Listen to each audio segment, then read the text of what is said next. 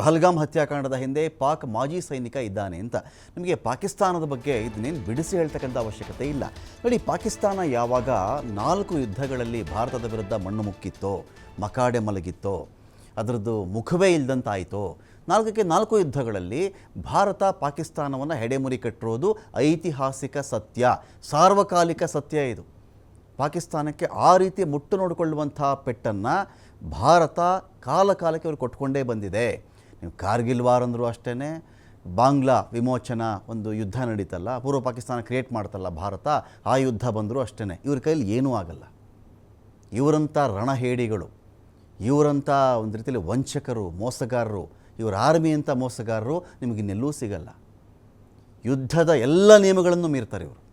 ಯುದ್ಧ ಅಂತ ಬಂದಾಗ ಅದರಲ್ಲಿ ಒಂದು ನಿಯಮಗಳಿರ್ತಾವಲ್ವ, ಎಲ್ಲ ನಿಯಮವನ್ನು ಮೀರ್ತಾರೆ ಇವರು. ನಮ್ಮ ಕಡೆ ಸೈನಿಕರು ಸಿಕ್ಕಿಬಿಟ್ರೆ ಅಕಸ್ಮಾತ್ ಸಿಕ್ಕಾಕೊಂಡಾಗ ಸೈನಿಕೆಯಿಂದ ಅವರ ಮುಖ ಕತ್ತರಿಸೋದು, ಅವ್ರ ಕಿವಿಗಳನ್ನು ಕಟ್ ಮಾಡೋದು, ಮೂಗು ಕತ್ತರಿಸೋದು ಎಲ್ಲವನ್ನೂ ಮಾಡ್ತಾರೆ ಇವರು. ಪೈಶಾಚಿಕ ಕೃತ್ಯವನ್ನು ಮಾಡೋಕ್ಕೆ ಒಂದು ಫೇಮಸ್ ಆಗಿರತಕ್ಕಂಥ ಆರ್ಮಿ ಇದ್ದರೆ ಅದು ಈ ಪಾಕಿಸ್ತಾನದ ಆರ್ಮಿ. ಇಂಥ ಪಾಕಿಸ್ತಾನ ಮತ್ತೆ ಮತ್ತೆ ಸೋತ ಮೇಲೆ ಇವರು ಕಂಡುಕೊಂಡಿದ್ದೇನಪ್ಪ ಅಂತ ಹೇಳಿದ್ರೆ, ನಾವು ನೇರವಾಗಿ ಆರ್ಮಿ ಡ್ರೆಸ್ಸಲ್ಲಿ ಸೈನಿಕರೆಲ್ಲರೂ ಈ ಥರ ಹೋದರೆ ಭಾರತ ನಮ್ಮನ್ನು ಬಿಡಲ್ಲ, ನಮ್ಮನ್ನು ಹೊಸಕ್ಕೆ ಹಾಕಿಬಿಡುತ್ತೆ ಭಾರತ. ಎಲ್ಲಿಯ ಭಾರತ, ಎಲ್ಲಿಯ ಪಾಕಿಸ್ತಾನ? ಎಲ್ಲಿಯ ಭಾರತ, ಎಲ್ಲಿಯ ಪಾಕಿಸ್ತಾನ ರೀ? ಸೊ ಹಾಗಾಗಿ ನಾವೇನು ಮಾಡಬೇಕಿನ್ಮೇಲೆ ಆರ್ಮಿ ಟ್ರೈನಿಂಗೇ ಎಲ್ಲ ತೊಗೊಳ್ಬೇಕು ನಾವು. ಪಾಕಿಸ್ತಾನದ ಆರ್ಮಿ ಟ್ರೈನಿಂಗಲ್ಲಿ ಎಲ್ಲ ಮಾಡ್ಕೋಬೇಕು ನಾವು. ಆದರೆ ಆರ್ಮಿಯವರಾಗಿ ಕಣಕ್ಕಿಳಿಬಾರ್ದು ಭಾರತದ ಮೇಲೆ. ಏನು ಮಾಡ್ಬೇಕು ನಾವು? ಟೆರರಿಸ್ಟ್ಗಳ ವೇಷ ಹಾಕೊಂಡ್ಬಿಡ್ಬೇಕು ನಾವು. ಟೆರರಿಸ್ಟ್ಗಳ ವೇಷ ಹಾಕೊಂಡು ಹೇಗಿದ್ರು ಆರ್ಮಿ ಟ್ರೈನಿಂಗ್ ಇದೆ ನಮಗೆ, ಆರ್ಮಿ ಟ್ರೈನಿಂಗ್ ನಮ್ಗೆ ಆಗೇ ಇದೆ. ಅಲ್ಲಿ ಭಾರತದಲ್ಲಿ ಎಷ್ಟು ಜನನಾಗುತ್ತೋ ಅಷ್ಟು ಜನ ಸಾಯಿಸೋಣ ನಾವು. ಕೊಂದು ಕೊಂದು ಕೊಂದು ಕೊಂದು ಆ ಮೂಲಕ ವಿಕೃತ ಆನಂದ ಪಡೆಯೋಣ ನಾವು. ಇದೇ ನಮ್ಮ ದಿಗ್ವಿಜಯ ಅಂತ ಬೀಗ್ಬಿಡೋಣ. ಇದೇ ಕಾಶ್ಮೀರದ ದೊಡ್ಡ ಹೋರಾಟ ಅಂತ ನಾವು ಬೀಗೋಣ. ಕಾಶ್ಮೀರವನ್ನು ಈ ಮೂಲಕ ನಾವು ವಿಮೋಚನೆಗೊಳಿಸ್ಬಿಡ್ತೀವಿ ಅಂತ ನಾವು ಹೋರಾಡೋಣ, ಹಾರಾಡೋಣ ಅಂಥೇಳಿ ಈ ಥರದ್ದು ಪ್ಲಾನ್ ಮಾಡ್ಕೊಳ್ತಾರೆ ಇವರು. ಅಕಸ್ಮಾತ್ ಈ ಟೆರರಿಸ್ಟ್ಗಳು ಸಿಕ್ಕಿಬಿದ್ರ ಆ ಟೆರರಿಸ್ಟ್ಗೂ ನನಗೂ ಸಂಬಂಧನೇ ಇಲ್ಲ ಅಂತ ಪಾಕಿಸ್ತಾನ ಎಂದಿನಂತೆ ಮೊದಲೇ ಬರೆದಿಟ್ಬಿಟ್ಟಿರ್ತಾರೆ ಅವರು. ಏನು ರೀ, ಭಾರತದಲ್ಲಿ ಎಲ್ಲಿ ಯಾರನ್ನು ಸಾಯಿಸಿದ್ರು ಕೂಡ ನಾನೇ ಹೊಣೆನಾ? ಪಾಕಿಸ್ತಾನದ ಮಾತೆ ಹಾಗೆ. ನೀವು ಯಾವತ್ತಾದರೂ ಚೆಕ್ ಮಾಡ್ಕೊಳ್ಳಿ. ಅದು ನನಗೂ ಇದಕ್ಕೂ ಏನಪ್ಪ ಸಂಬಂಧ? ಕಾಶ್ಮೀರದವ್ರು ಯಾರು ಮಾಡಿರ್ತಾರೆ ರೀ. ಏನು ಕಾಶ್ಮೀರ ಅದೇನು ಆರ್ಟಿಕಲ್ 370 ತೆಗೆದಿದ್ದಾರಲ್ಲ, ಅದಕ್ಕೆ ಮಾಡಿರ್ತಾರೆ ಅವರು.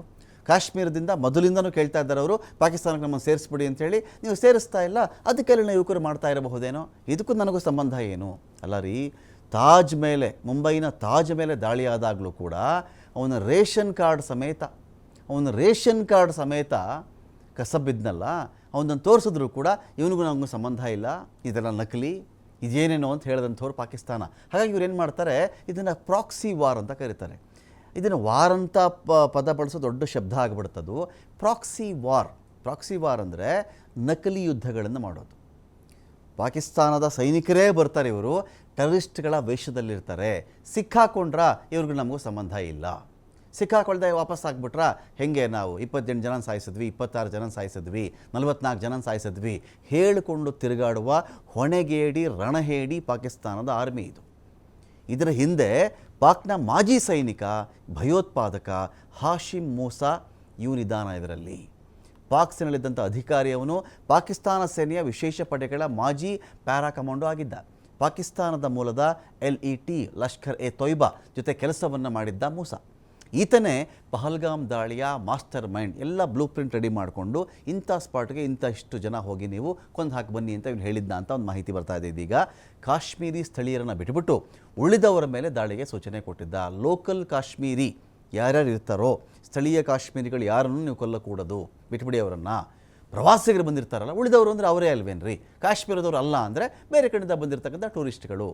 ಅಲ್ಲಿ ಕಾಶ್ಮೀರ ಜನತೆ ಪಾಪ ಆಟೋ ಡ್ರೈವರ್ ಆದಿಯಾಗಿ we support tourism not terrorism ಅಂತ ಬೋರ್ಡ್ ಹಾಕ್ಕೊಂಡು ಕೆಲವು ಆಟೋಗಳ ಮೇಲೆ ನೋಡ್ತಾ ಇದ್ದೆ ನಾನು. ಫೋನ್ ನಂಬರ್ ಕೊಟ್ಟಿದ್ದಾರೆ, ಏರ್ಪೋರ್ಟ್ಗೆ ಉಚಿತವಾಗಿ ಕರ್ಕೊಂಡು ಹೋಗ್ತೀನಿ. ಅನೇಕ ಆಟೋ ರಿಕ್ಷಾ ಡ್ರೈವರ್ಗಳಲ್ಲಿ ಕಣ್ಣೀರು ಗರಿತಾ ಇದ್ದರು. ನಮ್ಮ ನೆಲಕ್ಕೆ ಬಂದಿದ್ದಾರೆ ಜನ, ಇಲ್ಲಿ ಪ್ರವಾಸಿಗರು ಬಂದಿದ್ದಾರೆ, ನಮ್ಮ ಹೊಟ್ಟೆ ತುಂಬಿಸ್ತಾರವರು, ನಮಗೆ ಹಣ ಕೊಡ್ತಾರೆ, ನಮ್ಮ ಜೀವನಕ್ಕೆ ನೆರವಾಗ್ತಾರೆ, ಇಂಥವ್ರನ್ನ ನಾವು ಇಂಥ ಕತೆ ಮಾಡಿಬಿಟ್ವಲ್ಲ ನಮ್ಮ ನೆಲದವರು, ಇದು ಮಾಡಬಾರ್ದಾಗಿತ್ತು, ನಾವೆಲ್ಲ ಫ್ರೀಯಾಗಿ ಆಟೋ ಓಡಿಸ್ತೀವಿ ಬನ್ನಿ. ಕೂಗಿ ಕರಿತಾ ಇದ್ದಾರೆ ಅವರು. ಎಲ್ರಿಗೂ ಒಂದಷ್ಟು ಅಸಮಾಧಾನ ಇದೆ.